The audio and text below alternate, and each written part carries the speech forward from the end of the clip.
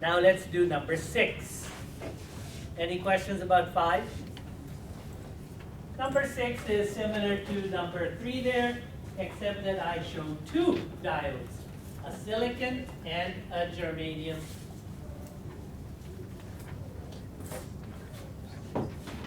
So, one silicon, one germanium.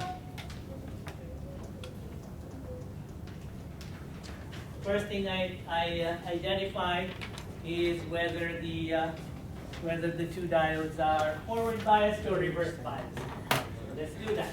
Plus minus, plus minus, plus minus, plus minus. So I want to find the current, voltage, if the diodes are forward biased. So silicon diode is forward biased. Germanium diode is forward biased. Why? Because the anode side is positive, the cathode side is negative. The voltage is greater than 0.7 or 3 together, which is given to be 15. So that way, I can identify that the diodes are forward biased. Current, E over R. Let's find the current. What about the voltage? 15 minus the 0.7 at the silicon, 0.3 at the germanium. So 15 minus 1, which is 14, divided by the resistor, 2K. So 14 over 2K. How much?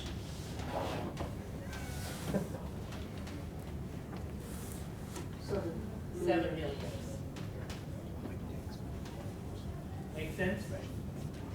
So, putting 2 diodes there, you just add up the 2 forward voltages. One is 0.7, the other one is 0.6.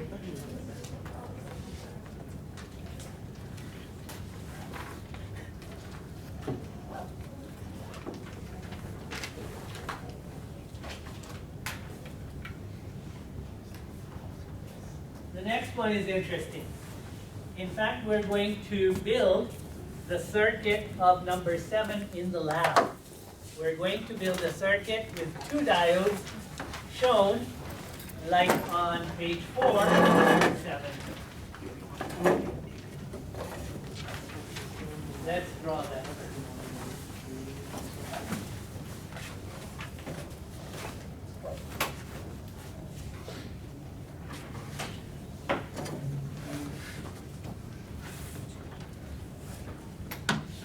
Here we go. One diode is pointing down.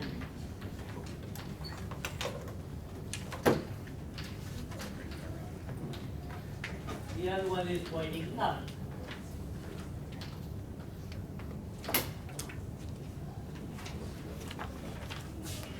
This is B1. This is B2. R1. 150, R2, 180. Voltage, 9 volts. Let's analyze the circuit, find out whether the diodes are forward biased, reverse biased, or not. Find out the voltages everywhere, find out the currents in the resistors. So, looks complicated, but what we do is we treat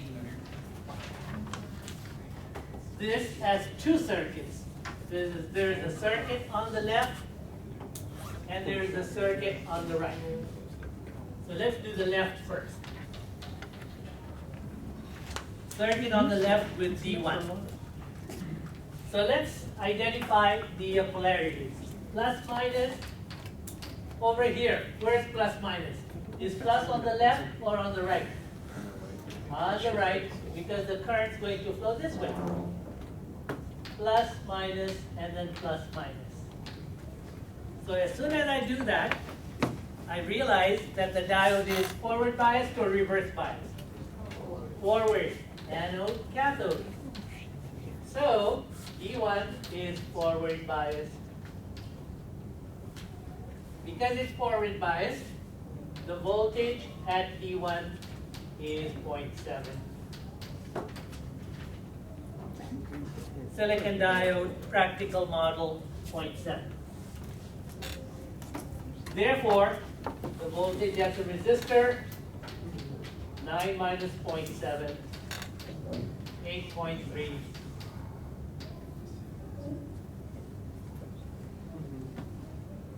And the current in the resistor, 8.3 over 150.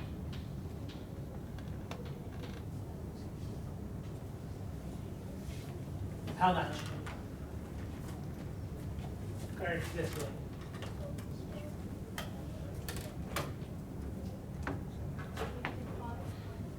$25? $55. 55 milliamps.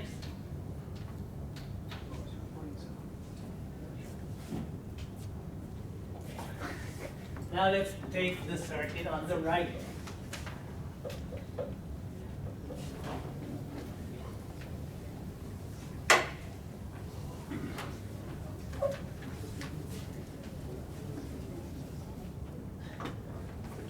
On the right, we have supply, resistor, diode. Plus, minus. How about at the diode? Plus at the top or plus at the bottom?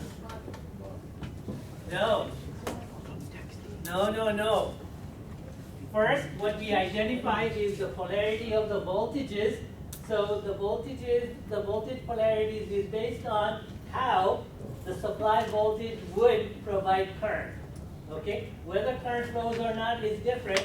First, we identified that from the plus, the current would go around to the minus. So plus, minus, and then where the current would come in is plus and then minus. That's what you have to do. And then, now you identify that as far as the anode is concerned, anode is negative, cathode is positive in polarity, and that's telling you that the diode is forward biased or reverse biased. Reverse biased. And because it's reverse biased, it's not going to allow current to flow because it's going to act like an open switch. And that's because of the action of the p-type material, the n-type material. At the p-n junction, you've got, when you have reverse voltage applied to it, it means that the electrons are not able to cross over to fill up the holes on the other side. And that's why the voltage, it acts like an open switch. So therefore, voltage at the diode is at an open switch would be your supply, 9 volts. And the voltage at the resistor, how much? 0. Current in the circuit, 0. Make sense? So, it looked like a complicated circuit, but you analyze it as 2 separate circuits. And so on the test, let's say that in a couple of weeks' time when we're going to write our test, I'm going to ask you this question, but I'm going to switch the polarity of the 9 volts. So that instead of plus minus this way, it's going to become minus plus. Do you think you'll have difficulty solving that? Because then what you have to do is identify the minuses and pluses on the diode. If I was to switch the polarity of the supply, would D1 be forward biased or reverse biased? Would D2 be forward biased or reverse biased? There you go. You're all going to ace the test. So it depends upon the source. Yes. You start out with the source, and then you say, okay, the source is going to cause polarities in the circuit and then you identify at the diode whether it's forward biased or reverse. We're going to do that next in the next couple of examples. We're going to do multiple sources.